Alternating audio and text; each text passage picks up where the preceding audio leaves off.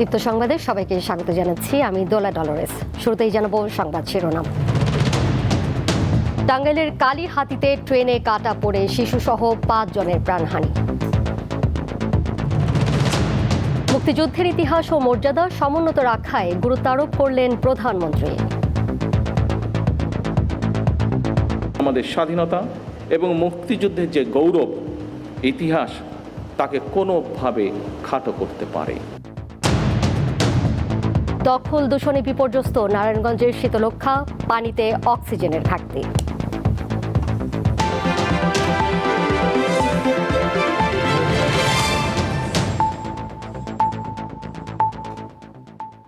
টাঙ্গাইলের কালীহাতি উপজেলায় ট্রেনে কাটা পড়ে শিশুসহ 5 জন নিহত হয়েছেন। আজ রাত 8টার দিকে ধলা টেঙ্গরে এই দুর্ঘটনা ঘটে। তাৎক্ষণিকভাবে নিহতদের পরিচয় পাওয়া যায়নি। টাঙ্গাইল রেলওয়ে স্টেশন ফাঁড়ির পুলিশ জানিয়েছে, রাত 8টার দিকে ধলা টেঙ্গরে ঢাকাগামী একটি যাত্রীবাহী বাস থেমেছিল। ওই বাসের কয়েকজন যাত্রী নেমে ঢাকা টাঙ্গাইল যমুনা সেতু মহাসড়কের পাশে রেল লাইনে বসেছিলেন। এ সময় সিরাজগঞ্জ এক্সপ্রেস ট্রেনটির নিচে কাটা পড়ে এক শিশু, 2 জন নারী ও 2 জন পুরুষ ঘটনাস্থলেই নিহত হন।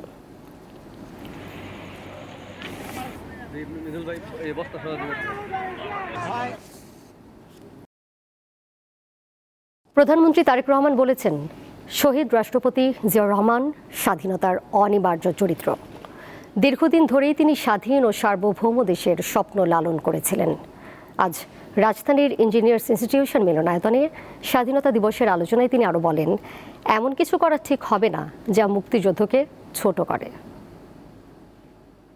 মহান স্বাধীনতা ও জাতীয় দিবস উপলক্ষে শুক্রবার রাজধানীর ইঞ্জিনিয়ার্স ইনস্টিটিউশন মিলনায়তনে আলোচনার আয়োজন করে বাংলাদেশ জাতীয়তাবাদী দল বিএনপি। এতে প্রধান অতিথি হিসেবে অংশ নেন প্রধানমন্ত্রী তারেক রহমান। মহান মুক্তিযুদ্ধের সকল শহীদদের প্রতি গভীর শ্রদ্ধা জানাই। বক্তব্যে প্রধানমন্ত্রী বলেন, মুক্তিযুদ্ধ বাংলাদেশের ইতিহাসের শ্রেষ্ঠ অধ্যায়। শহীদ রাষ্ট্রপতি জিয়াউর রহমান ছিলেন এর অবিচ্ছেদ্য অংশ। আমরা দেখেছি অতীতে যেভাবে শহীদ জিয়াউর রহমানকে, তার অবদানকে, তার কাজকে খাটো করার চেষ্টা করা হয়েছে, এর থেকেই প্রমাণিত হয়েছে শহীদ রাষ্ট্রপতি জিয়াউর রহমান অবশ্যই বাংলাদেশের মুক্তিযুদ্ধের একজন অনিবার্য চরিত্র। অতীতকে শ্রদ্ধা জানিয়ে সামনে এগিয়ে যাওয়ার ওপর গুরুত্ব আরোপ করেন সরকারের প্রধান নির্বাহী। স্বাধীনতা এবং মুক্তিযুদ্ধের যে গৌরব গাথা তা নিয়ে আলোচনা হবে, গবেষণা চলবে। তবে আলোচনা, সমালোচনা কিংবা গবেষণার নামে এমন কিছু করা বা বলা অবশ্যই আমাদের জন্য ঠিক হবে না, যেটি আমাদের স্বাধীনতা এবং মুক্তিযুদ্ধের যে গৌরব ইতিহাস তাকে কোনোভাবে খাটো করতে পারে। সব শ্রেণী পেশার মানুষের উন্নত জীবন নিশ্চিত করাই স্বাধীনতার মূল অঙ্গীকার বললেন তারেক রহমান।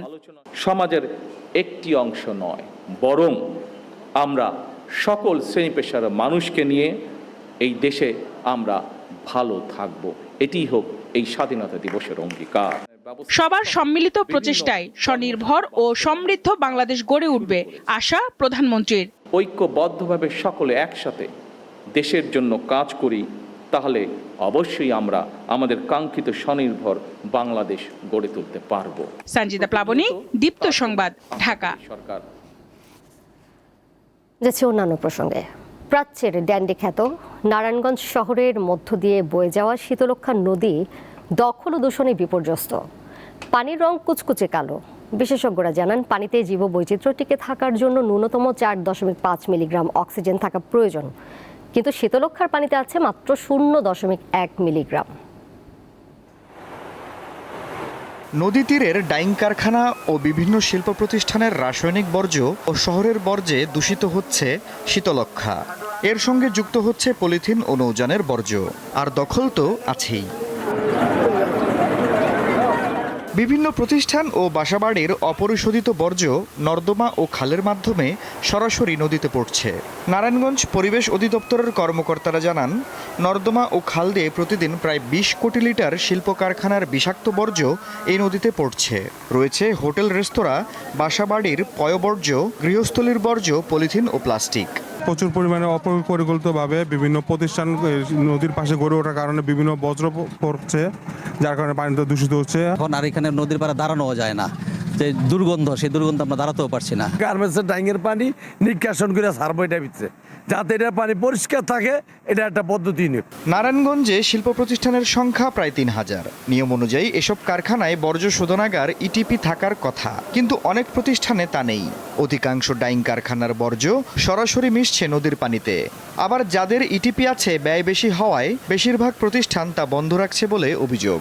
ডাইংয়ের পানি যেমন নদীতে না ছাড়ে, পানি যেমন সবসময় ফসাতে হয়, জনগণ পানি ব্যবহার করতে পারে, ওই ব্যবস্থা যদি সরকার নেয় তাহলে একটু ভালো হবে। কোনো প্রতিষ্ঠান যদি প্যারামিটার ইটিপি আছে, ছাড়পত্র আছে, কিন্তু তারা যদি প্যারামিটার বাইরে থাকে, তখন আমাদের ঢাকা মনিটরিং অ্যান্ড এনফোর্সমেন্ট শাখা থেকে কোন কোন প্যারামিটার মানমাত্রার বাইরে আছেন সেগুলোর আলোকে ক্ষতিপূরণ ধার্য করা হয়, এনফোর্সমেন্ট কার্যক্রম পরিচালনা করা হয়। পরিবেশবিদ ও নগর পরিকল্পনাবিদরা বলছেন, দূষণ রোধে অপরাধী প্রতিষ্ঠানগুলোকে চিহ্নিত করে আইনের আওতায় আনার কোনো বিকল্প নেই।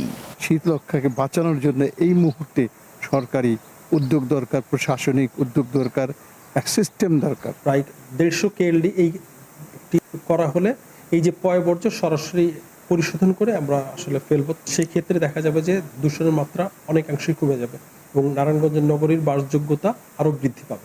বিশেষজ্ঞরা বলছেন, শীতলক্ষা নদীর দূষণ নারায়ণগঞ্জের মানুষের জীবনে দীর্ঘস্থায়ী নেতিবাচক প্রভাব ফেলতে পারে, তাই এখনই কার্যকর ব্যবস্থা নিতে হবে। আফরিদ হাসান, দীপ্ত বার্তাকক্ষ।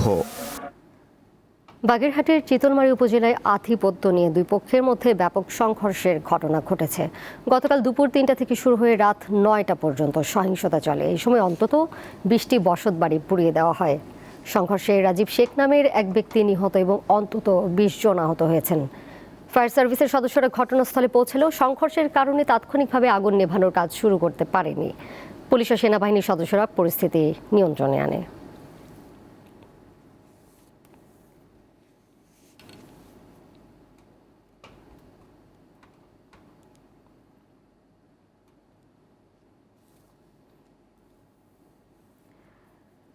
আন্তর্জাতিক প্রসঙ্গ, ইরান হরমুজ প্রণালী দিয়ে যুক্তরাষ্ট্র সংশ্লিষ্ট 10টি তেলবাহী জাহাজকে যেতে দিয়েছে বলে জানিয়েছেন যুক্তরাষ্ট্রের প্রেসিডেন্ট ডোনাল্ড ট্রাম্প। এটিকে ইরানের পক্ষ থেকে দেওয়া একটি বড় উপহার হিসেবে বর্ণনা করেছেন ট্রাম্প।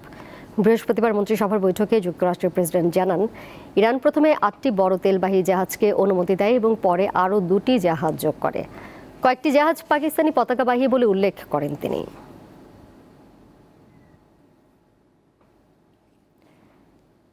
ইরান যুদ্ধে সামরিক অভিযানের অংশ হিসেবে টহল দেওয়ার জন্য অত্যাধুনিক ড্রোন, স্পিডবোট মোতায়েন করেছে যুক্তরাষ্ট্র।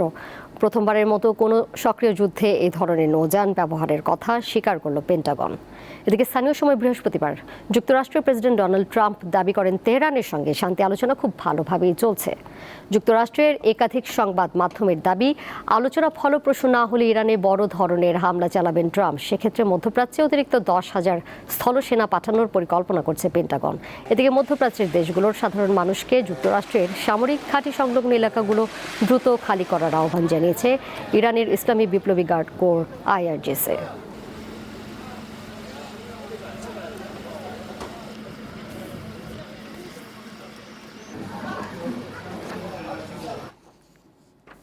এবারে খেলার খবর। এশিয়া কাপ আর্চারিতে কম্পাউন্ড দলগত পুরুষ বিভাগে ভিয়েতনামকে হারিয়ে স্বর্ণ জিতেছে বাংলাদেশ। হিমু বাজার, ঐশ্বর্য রহমান ও নেওয়াজ আহমেদের কম্পাউন্ড দল দারুণ নৈপুণ্য দেখিয়েছেন। মালয়েশিয়াকে হারিয়ে সেমিফাইনালে ওঠে বাংলাদেশ পুরুষ কম্পাউন্ড দল। এরপর ফাইনালে ওঠার লড়াইয়ে ভুটানকে হারায় তারা। ফাইনালে ভিয়েতনামকে বড় স্কোর ব্যবধানে হারায় কম্পাউন্ড দল। তাতে এই প্রতিযোগিতায় স্বর্ণ জিতল বাংলাদেশ। পুরুষ কম্পাউন্ড দলের গড় স্কোর 9.62। এশিয়ান কাপ বাছাই পর্বের শেষ ম্যাচ খেলতে সিঙ্গাপুরে পৌঁছেছে বাংলাদেশ জাতীয় ফুটবল দল। ভিয়েতনাম থেকে যাত্রা করে আজ সকালে সিঙ্গাপুর পৌঁছায় জামাল ভুঁইয়াদের দল। এবারের এশিয়ান কাপ বাছাইয়ে বাংলাদেশের প্রথম হোম ম্যাচ ছিল সিঙ্গাপুরের বিপক্ষে। ঢাকায় অনুষ্ঠিত সেই ম্যাচে 1-2 গোলের ব্যবধানে হারে লাল সবুজের প্রতিনিধিরা। 31 মার্চ সিঙ্গাপুরের বিপক্ষে ম্যাচ দিয়ে শেষ হচ্ছে বাংলাদেশের এবারের বাছাই মিশন। চুক্তি অনুযায়ী এই ম্যাচটি বাংলাদেশের কোচ হিসেবে হ্যাভিয়ার ক্যাব্রেরার শেষ ম্যাচ।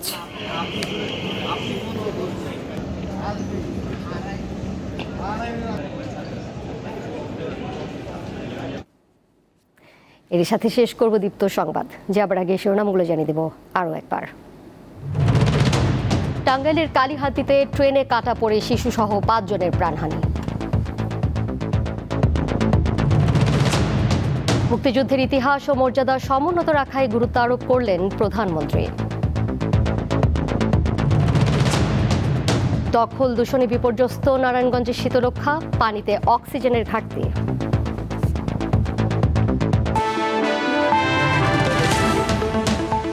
এই ছিল এখনকার মতো। এর সাথে বিদায় নিচ্ছি আমি দোলা টলরেস। আর তথ্য এবং বিনোদনের নানা খবর জানতে যুক্ত থাকুন দীপ্ত ডিজিটাল প্ল্যাটফর্মে। ধন্যবাদ সবাইকে এতক্ষণ সাথে থাকার জন্য।